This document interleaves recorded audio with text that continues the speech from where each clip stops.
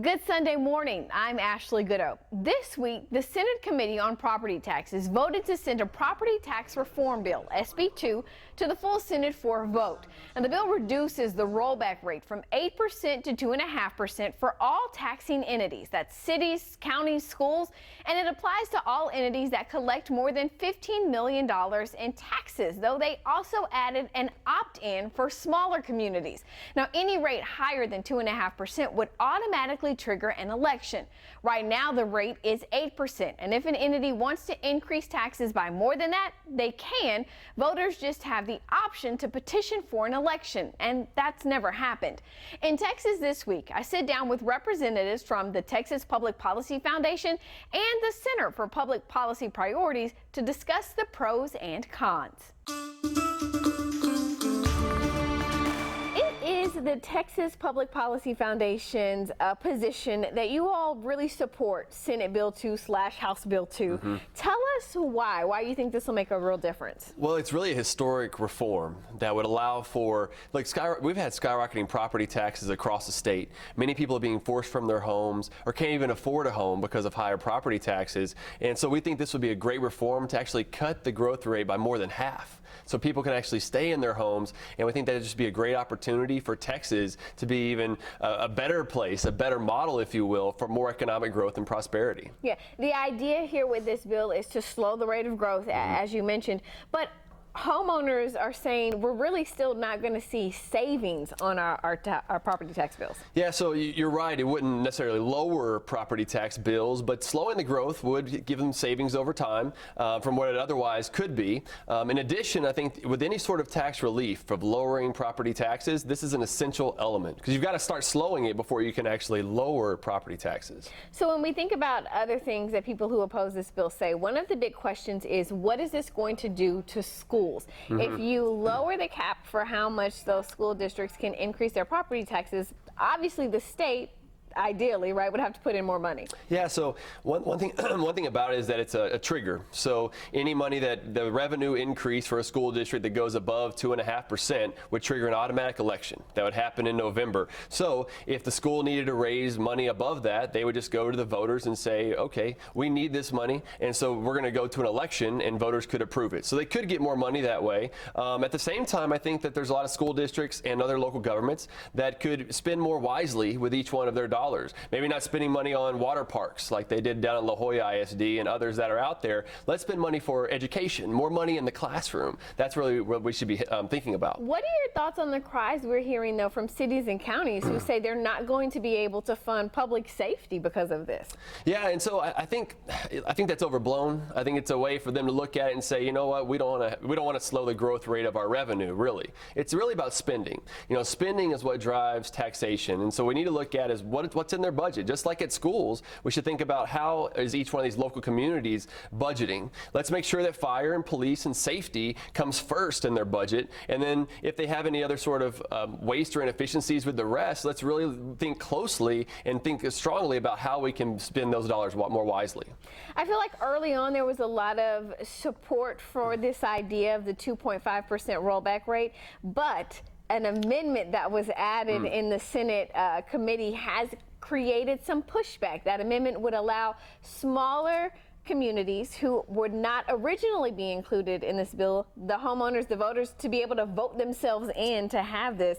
What are your thoughts on that? Is that good? Is that bad? Yeah, so that's a great point. It's called an opt-in provision now, where the local voters can say, you know what, we want to be a part of that 2.5% rollback, because right now there's an exclusion. If you have more than or less than $15 million in total revenue by a local government, then your rollback rate would be 8%. Meaning that's where the automatic election would happen, any revenue above that. And look, we've been in favor of actually putting everyone underneath the 2.5% rollback. If what's good for some should be good for everyone. Why is it that if you live in a smaller community, you don't have the same sort of option to vote, right, for only the 2.5% rollback? The 8% is going to have property taxes going up at a faster rate. So I think this is a good provision, and it's one that will help more people have an opportunity to slow skyrocketing property taxes. The Center for Public Policy Priorities has expressed that You all don't necessarily think Senate Bill 2 / House Bill 2 is the way to go. Tell us why.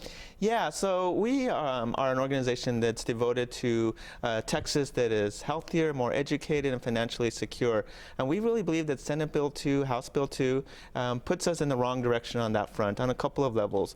One, it really hamstrings cities and counties, school districts, even special districts, community colleges from being able to offer the services that they need to provide for their constituents, whether it's the firemen and police services, or whether it's libraries, and particularly on the school districts, we're concerned about any type of a cap on being able to raise the revenue they need for schools.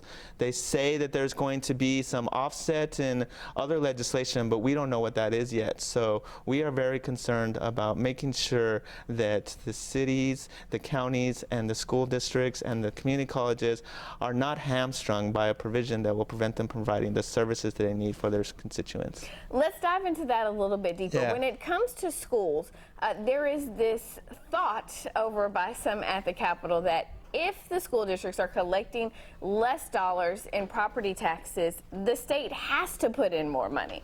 Wouldn't this force that? Yeah, so what we have seen over the years is that the state funding level has gone up and down, and over the past few years, it's gone way down. We're about 38% of a state's share, and it very much depends on the economic drivers that drive the overall revenue budget. Oil and gas and the sales tax revenue. So what happens when we have a recession year and sales taxes are low or oil and gas revenues are down? Are school districts then going to have a double whammy where the state share goes down and they won't be able to compensate it on the local level as well by being able to go in? I think it's also worth pointing out that school districts already have to go to their voters to access additional pennies in many cases. It's called a tax, it's called a TRE, and when you do that you can access additional pennies. So really this is not needed for school districts, but on the county and city level, again, we're concerned that when you hamstring those cities and counties and the state isn't providing the services that are needed, cities and counties are going to be taking the hit from both sides. The author of the Senate bill, Senator Paul Bettencourt from Houston, argues that this just slows the rate of growth. He says that the level, that 8% rollback rate was set more than 30 years ago, and the legislature hasn't really changed it since then, despite the fact that, economics has changed. Yeah. He feels like the rate should be lowered because of that, and that it won't necessarily hamstring cities and counties because they always have money coming in from growth. What are your thoughts there? Yeah, I find it a little bit disingenuous because he was talking about millennials and talking about how he wants to help the next generation. But at the same time we're doing that, we haven't addressed the shortages in higher education funding and in the student grant program there. We haven't addressed some of the weights that we've addressed in school finance. For example, the funding for English language learners hasn't been addressed since 1984. The funding for the low-income kids hasn't been addressed since 1984.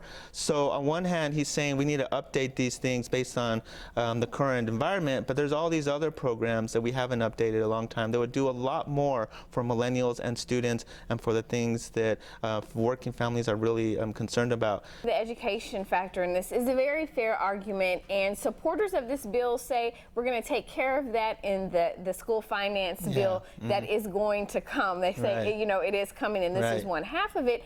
So then my question for you is, what about those homeowners and those business owners who are being taxed out of their homes? What is the solution for them? Yeah, absolutely. And I think one thing I would point out is that this isn't going to really be felt by most homeowners. This cap on appraisal isn't going to isn't going to be felt by the average homeowner.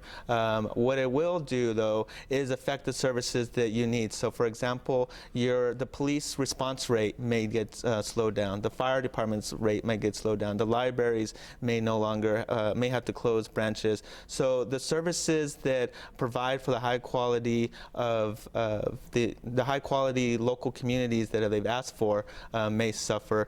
And I think ultimately, if your local community community is upset with the tax rates, then they always have the ability to unelect those local officials. And every community is different.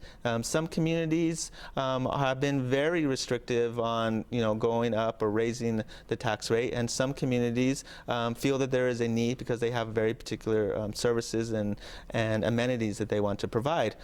So we think that this isn't an issue where the state needs to put a mandate across the cities. If we put a little bit more money into our education system, the school taxes, which is the vast majority of people's taxes, will get addressed because we're putting more money on the state funds. So that's the solution.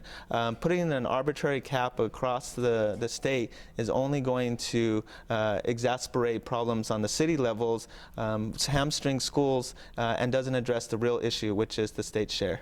You can read more about Senate Bill 2 in this story on kview.com. That's Texas This Week. Now here's what's coming up at 9 a.m. on This Week.